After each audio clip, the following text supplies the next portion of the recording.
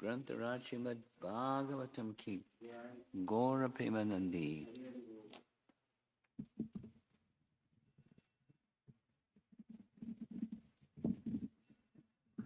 Om Namo Bhagavate Vasudevaya. Om Namo Bhagavate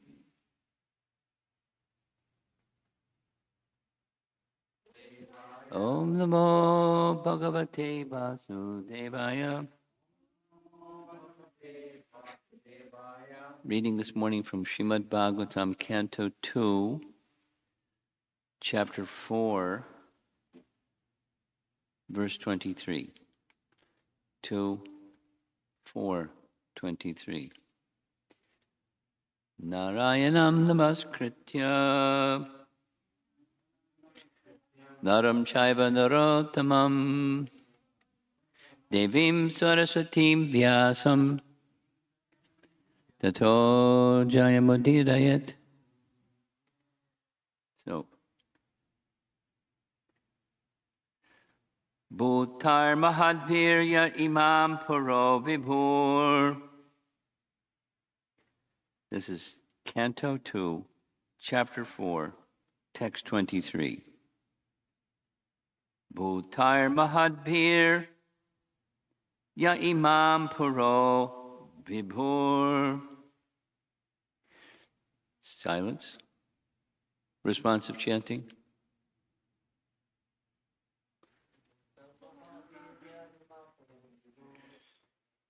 Nirmaya Sheteyad Amushu Purushaha Bhunkte Gunan Shodashat Makam Talang Krishishta Bhagavan Ivachangsi Me Mutair Mahadbhirya Imam Puro Vibhur Nirmaya Shete Yad Amusha Purushaha Bhunkte Gunan Shodashat Bakam Satlang Krishishta Bhagavan Vachangsi Me. May the Supreme Personality of Godhead, who enlivens the materially created bodies of the elements by lying down within the universe, and who in his Purusha incarnation causes the living being to be subjected to the 16 divisions of material modes, which are his generator, be pleased to decorate my statements. Interesting verse. Purport by Srila Prabhupada. As a fully dependent devotee, Shukadeva Goswami, unlike a mundane man who is proud of his own capability, invokes the pleasure of the personality of Godhead so that his statements may be successful and be appreciated by the hearers. The devotee always thinks of himself as instrumental for anything successfully carried out, and he declines to take credit for anything done by himself. The godless atheist wants to take all credit for activities, not knowing that even a blade of grass cannot move without the sanction of the Supreme Spirit, the personality of Godhead. Shukadeva Goswami, therefore, wants to move by the direction of the Supreme Lord who inspired Brahma to speak the Vedic wisdom. The truths described in the Vedic literatures are not theories of mundane imagination, nor are they fictitious, as the less intelligent class of men sometimes think, the Vedic truths are all perfect descriptions of the factual truth without any mistake or illusion. And Shukadeva Goswami wants to present the truths of creation, not as a metaphysical theory of philosophical speculation, but as the actual facts and figures of the subject, since he would be dictated to by the Lord exactly in the same manner as Brahmaji was inspired. In the statement of Bhagavad Gita 15:15, the Lord himself, the father of the Vedic knowledge, is himself the father of Vedic knowledge, and it is he only who knows the factual purport of the Vedanta philosophy. So, there's no greater truth than the principles of religion mentioned in the Vedas. Such Vedic knowledge or religion is disseminated by authorities like Shukadeva Goswami because he is a humble devotional servitor of the Lord who has no desire to become a self-appointed interpreter without authority. That is the way of explaining the Vedic knowledge, technically known as the Parampara system or descending process, paragraph. The intelligent man can see without mistake that any material creation, whether one's own body or a fruit or flower, cannot beautifully grow up without the spiritual touch.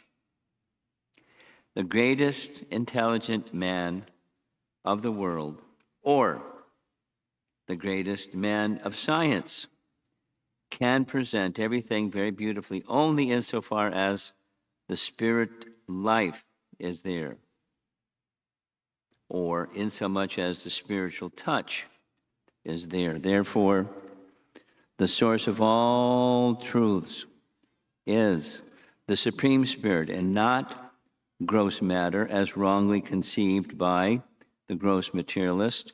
We get information from the Vedic literature that the Lord himself first entered the vacuum of the material universe, and thus all things gradually developed one after another. Similarly, the Lord is situated as the localized Paramatma in every individual being. Hence, everything is done by him very beautifully. The 16 principal creative elements, namely earth, water, fire, air, sky, and the 11 sense organs, including the mind, first developed from the Lord himself and were thereby shared by the living entities. Thus, the material elements were created for the enjoyment of the living entities.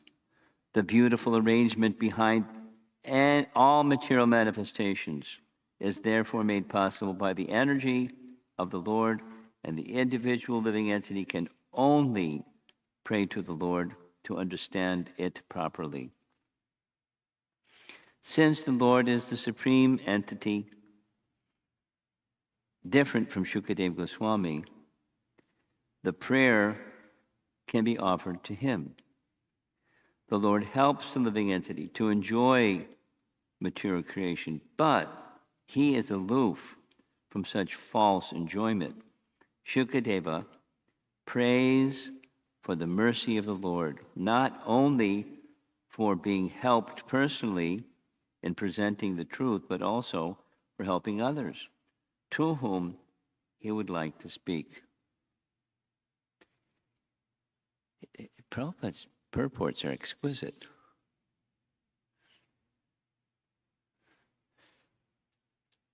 Try composing something, right? Explaining the message of Krishna consciousness I mean, different people have different gifts. Prabhupada's gift of writing was recognized way, way, way back. Bhaktisiddhanta recognized it, and other devotees. A God-given gift. And it's something that's a God-given gift, and you practice and practice and practice and practice and practice and practice, it becomes refined. Is this little piano yours? Yes? Is this piano yours? Do you practice? And practice and practice and practice and practice, and who knows? You may become a very gifted pianist. I know a young girl, a little older than you. She practiced every day, and she's now in the Boston Philharmonic Orchestra. Just by, a little piano and practice and practice.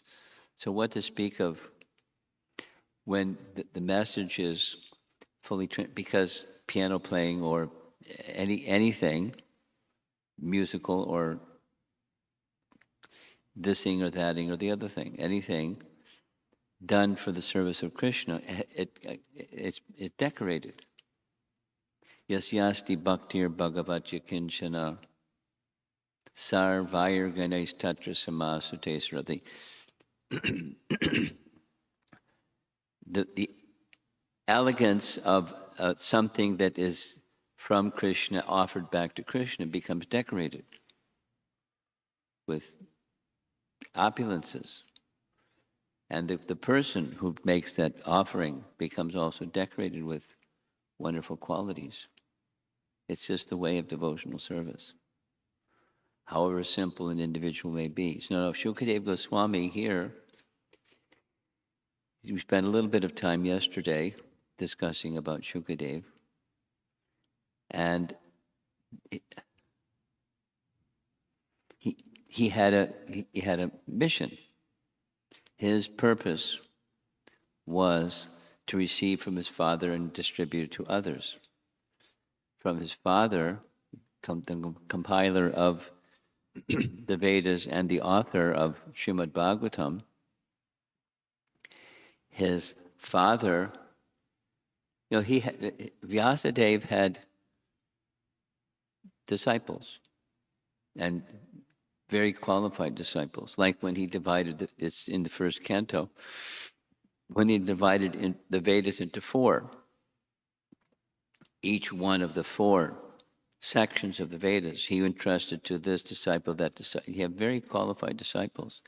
When he compiled the Puranas, he entrusted to another. So he had many, many disciples, but they were not gifted like Shukadeva was gifted. But he Vyas, knew that, and he wanted a very qualified representative of his writings. And thus Shukadeva Goswami was born for that higher purpose. And so he did. So the consciousness is of Shukadeva is being presented. He knows. It's not like he doesn't know. He's Professor Shukadeva. He knows his subject matter. But when he's presenting, he's looking to the person who's the source of what he knows for the empowerment to present it properly. In other words, the consciousness of Shukadeva is as an instrument. And it's an important example. The details, as the details unfold, it's pretty spectacular. The process of creation that he knows.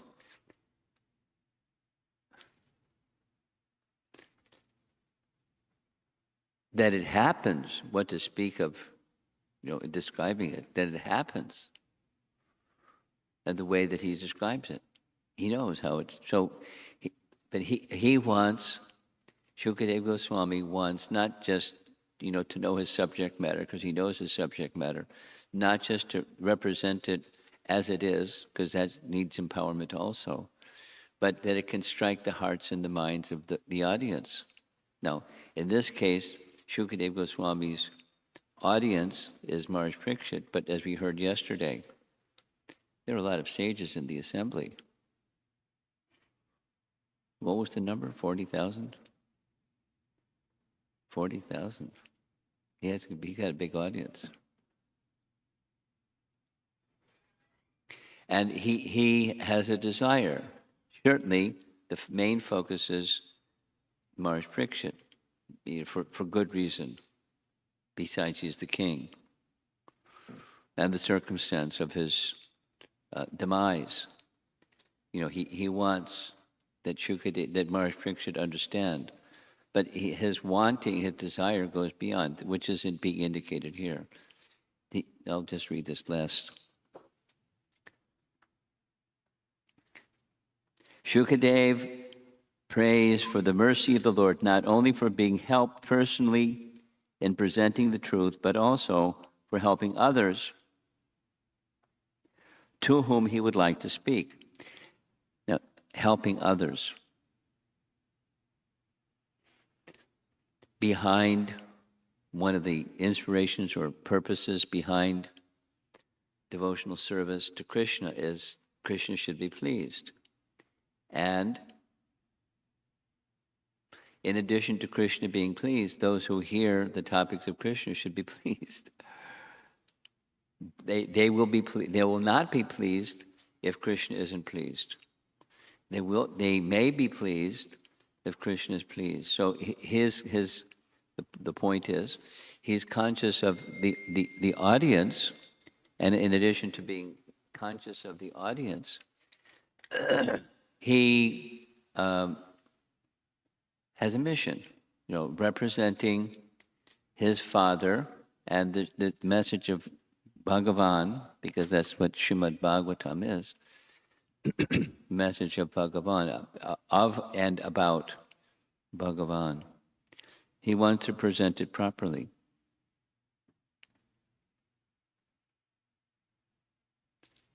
And effectively. So what's coming up in upcoming sections of this chapter and so forth, the process of creation is very complicated. And it's based on cause and effect. Like, anything of this world, there's a cause. And then from the cause, you may notice the effect, but you may not perceive the cause. You can perceive the effect. But he knows the cause and the effect, and he wants to portray it properly. And it's a little, try to build a universe. It's very involved. And he's heard, he knows what Lord Brahma knows, because he heard it from his father. And Brahma is the chief engineer. He not just knows how to build an automobile or a computer or a, whatever, all the details of a universe. As an engineer needs to know how something, the push and pull, the cause and the effect of everything. However, most people who are engineers are not conscious of the cause of those causes, or the cause of all causes. And, the best engineer is the one who knows the Lord Brahma, the cause of all causes, as well as the effects that then are then further causes of the next effect, and downstream the domino effect of building a universe. Subtle principles are essential in order for grosser principles to manifest. And then behind those subtle principles, there's spirit. And then there's not only spirit, but there's spiritual personality. just this morning, I was listening to a recorded lecture. Prabhupada was explaining the Ishopanishad verse, Om Purnamadak Purnamidam Purnat Purnamudachate, etc. And Prabhupada was contrasting the scientist and the impersonalist with the devotee. The materialist scientist thinks matter is the cause, material combination. In a sophisticated way, by chance, this matter, that matter get together and makes life, or makes things happen, or whatever. There's a material cause and material effect only. And the impersonalist understands, no, everything, matter comes from spirit, and if the matter from which the spirit comes, it's false. This classical Shankara's teachings is Brahman Satya Jagat Mithya. So even, the mithya, this material world is false.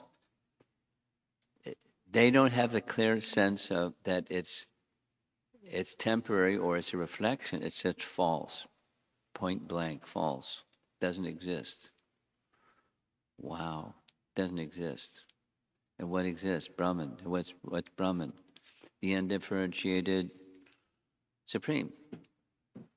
No qualities, no this, no that, and that's reality. So Prabhupada's point was the Vaishnava teaching also says everything comes from one source, but that one source is a person, and a Vaishnava is one who knows the personality of that source, from which variegatedness comes, because he's variegated. So behind variegatedness, there's variegatedness. Not behind variegatedness, there's nothing. Or it's just a non-variegated source. It's really quite unreasonable in this misunderstanding and misinterpretation of Vedic statements. Sarvam Kalvidam Brahma, a classic. All things come from Brahman, and the conception of Brahman is the impersonal feature. They don't call it the impersonal feature, but it's just not this, not this, not this, not this. Brahman, spirit. And that's the source of variegatedness. It's quite unreasonable. And the spiritual, the personal conception is quite reasonable. But as we don't see, in many cases, we don't see the subtle material that causes the next gross material, and then the more gross and the fully manifest material creation from subtle principles of matter. But that's not understood. What to speak of behind that is spirit, and behind that is the Supreme Spirit, the Supreme Person. So back to this purport, and the verse and purport. Immediately, Shukadeva Goswami is acknowledging and offering prayers to Supreme Personality of Godhead. He's a professor. He's a person in knowledge, and he wants to profess and to share that knowledge. But he's turning to the Supreme Personality of Godhead, from whom all knowledge comes, and all ability comes, and everything comes. And he's looking to that. This is a Vaishnava, a superlative Vaishnava, that Shukadeva Goswami is. He's relying upon the Supreme Personality of Godhead to present facts, not otherwise. Not fancy and mythology and creative expression.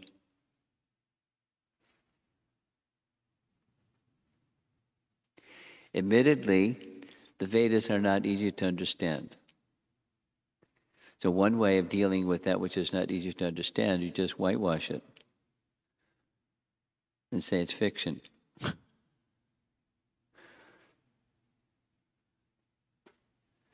And then, if you take the position, no, it's not fiction, then what? It's hard to understand.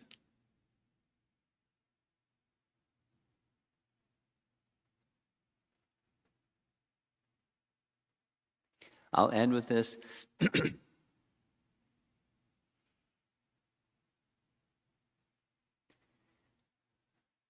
because it was Bhaktisiddhanta Saraswati Thakur's disappearance day. There were 2 points that came up. One was there are lots of photographs of Bhaktisiddhanta in different moods, in different, bare-chested, and with a chaturmasya beard and big glasses, and sometimes appearing like a sadhu, sometimes appearing like not a sadhu, but he's a sadhu teaching Yukta Vairagya. There's lots of amazing photographs of Bhaktisiddhanta. So I shared those many photographs because somebody sent some to me. I sent them to a devotee who wrote back saying, "Thank you very much." And without all the details, once upon a time, in 9th grade, somebody gave me a copy of Prabhupada's Bhagavad Gita. And I didn't find it intellectually stimulating. And it wasn't until Garuda Prabhu visited our university and explained how to read Bhagavad Gita properly that I started reading it again and started appreciating it again. And then in my senior year in high school, I received a copy of Sri Brahma Samhita. And I was like, wow, this person, he's an intellectual, and so he really liked the high language of Bhaktisiddhanta. And it's not just high language, it's very precise. Very precise. Exact words. As Prabhupada would sometimes want the devotees to tell him in English, because he knows the words in Sanskrit or Bengali, but he didn't always know the word in English. And he wants the right word. So, what to speak of Bhaktisiddhanta, his language was way up there. And the same thing happened to me. I mean, not like Prabhupada, I didn't get dissatisfied reading Prabhupada's Bhagavad Gita because it was easy to understand. Anyway, when I read Bhaktisiddhanta's article, the Bhagavad, its morphology and ontology, the language is so high. It's and it was a written document, but he also spoke that written document in language that's so. The language is otherworldly. The concepts are otherworldly. What he's saying is not easy to understand. As Prabhupada would sometimes say, when hearing him speak, my brain was puzzled. Language-wise, and the juxtaposing this point with that point to the next point. Prabhupada's way is really easy to follow. Really easy to follow.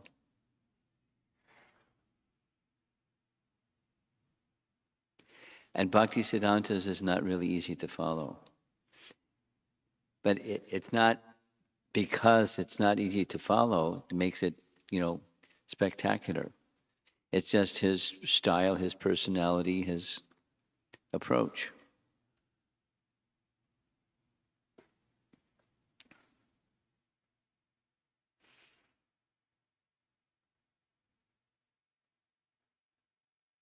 It's easy to spend time talking about Bhaktisiddhanta. One of the things about Bhaktisiddhanta, when he was 4 years old,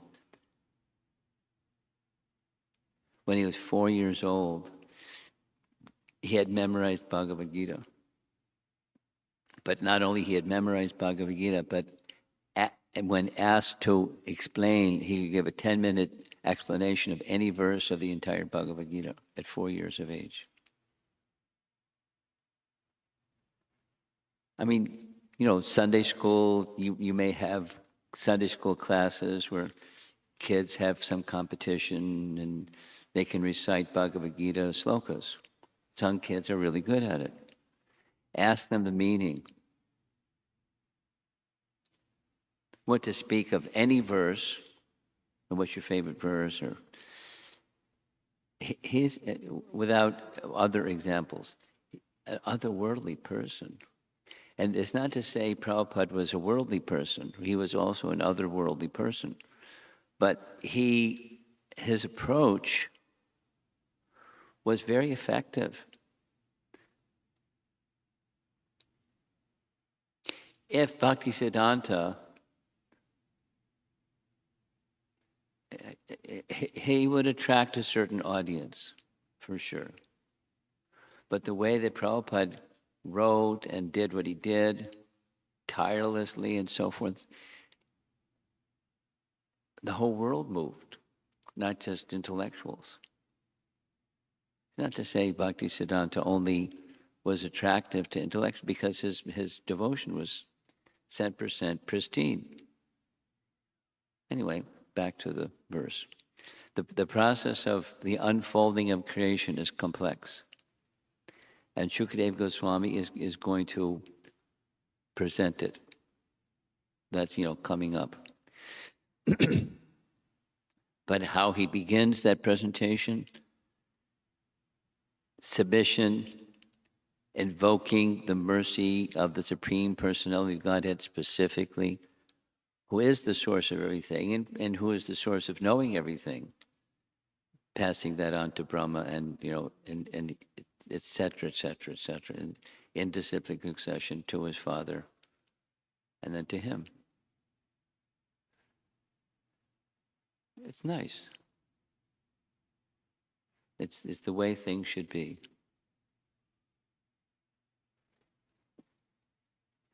Okay, we'll stop with that, see if there's some discussion. I have a question. No school? No, just your daughter. School? You what?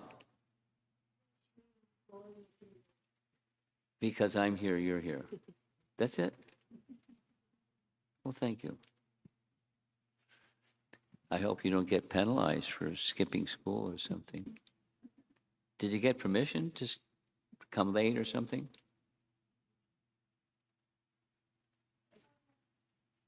Huh? She told her teacher that today she has a ritual at home, so she's going to be late. And her teacher said, okay. So she came home. You're cleared. Okay. Well, thank you for being here. Any comments, discussion? You have a microphone. You going to use it? Yes, Maharaj. Hare Krishna Guru Maharaj, thank you for the wonderful class. Maharaj, you mentioned about the Vedas being very complex. Why is it written very complex way, and whereas the Bhagavatam and other Puranas are much simpler? Why is it complex? Yes, Maharaj. Creation. Is it, build a house. Like here, the temple is in the process of construction. The plan, it takes months. It's complex. So why are you asking, why is the creation complex? The knowledge of the creation complex? That's what you're asking? The whole Vedas are complex. No, the Vedas are I didn't say that. It's not exactly the Vedas are complex. The process of creation is complex. The Vedas are simple. The Vedas means what's the source of everything? And the source of everything is not complex. But the connections between the source that's subtle, and then the less subtle and the less subtle, and the connections is not easy to discern, but the principle is not complex. The principle is quite simple. Behind everything, there's a source, and if the source is in the spiritual, not material side. Matter comes from spirit. It's simple. The connections between, matter and spirit, just put it in those terms, that's not easy. That's not easy to discern, but the principle is quite simple. Once one has understood the principle, then it becomes more interesting to understand the connections, like what's coming up. Spirit and matter, creation, matter, and in stages of unfolding.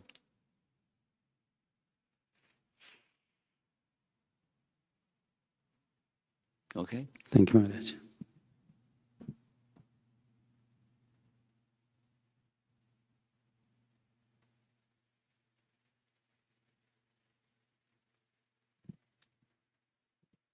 I have another comment, Maharaj.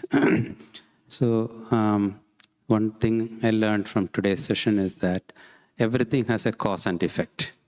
So, Well, yes, there's the cause of all causes, and then that which the cause of all causes creates an effect, which then becomes the cause of something else and the cause of something else, and so cause and effect from the cause of all causes. Yes. okay, so that means when we are doing some activities, which is whether it is material or spiritual, we should think in terms of this cause and effect. Will that help, Maharaj? Well, you can do that, but that's not necessarily,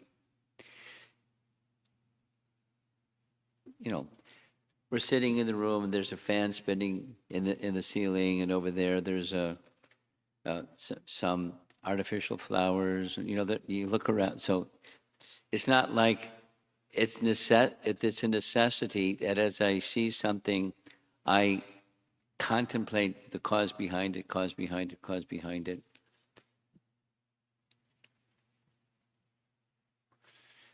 But simply, there's original cause. Like artificial flowers. It's a copy, it's artificial, of real flowers. And where real flowers come from, go back and back and back and back and back. But so it's a matter of understanding behind all things, there's an ultimate cause. The cause of all, sarva karana karanam.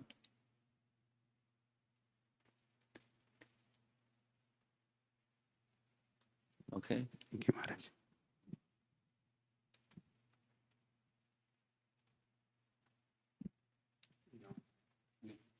You're letting me off easy. I'm okay. So, Guru Maharaj, Srila Prabhupada writes, everything is created beautifully. Everything is created beautifully by Paramatma in this world. Then the question, the problem of evil. Evil. How come suffering, imperfection, so-called imperfections You that know we... the answer. Misuse of free will is the cause. We're the cause of suffering. We suffer because of misuse of free will.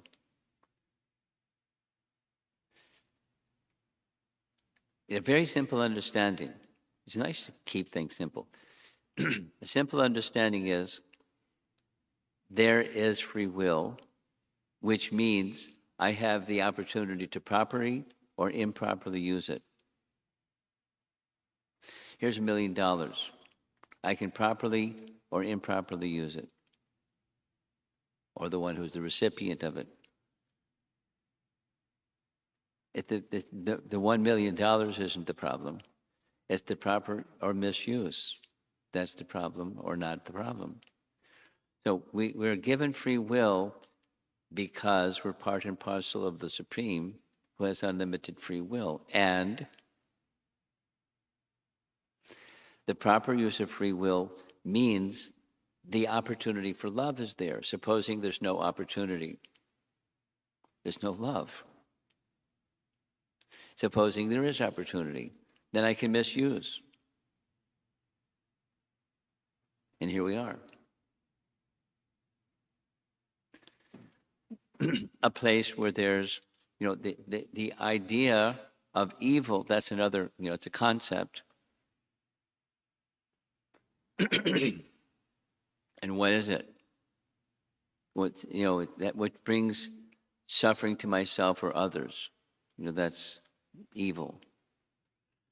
But again, it's free will, proper or misuse of free will. So we exist, and we exist in a pure state, in a loving condition. But we can say no. I choose not. So that choice is the evil, and then the consequences of that choice, because we're responsible for our choices and the consequences of our choices.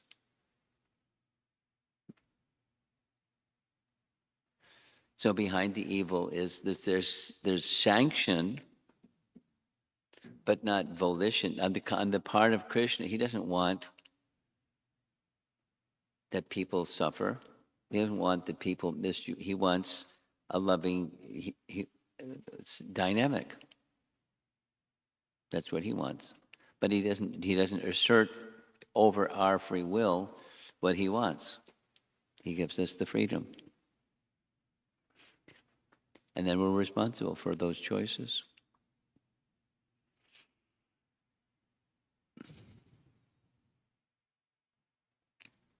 It's the classic way Prabhupada would answer something like this, like the prison house. The state doesn't think, hey, let's have a government, and first of all, let's build a prison.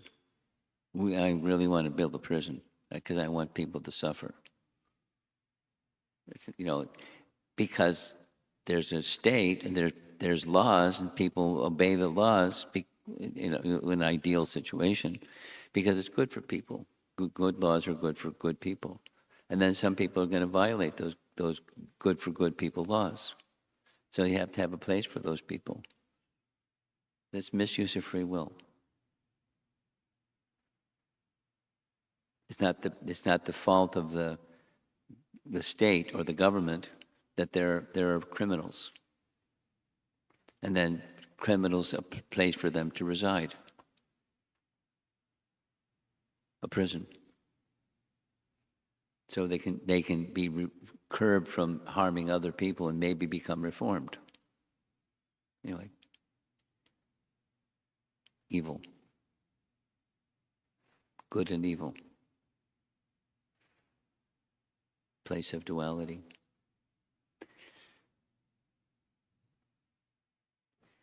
Okay, Srila Prabhupada ki jai.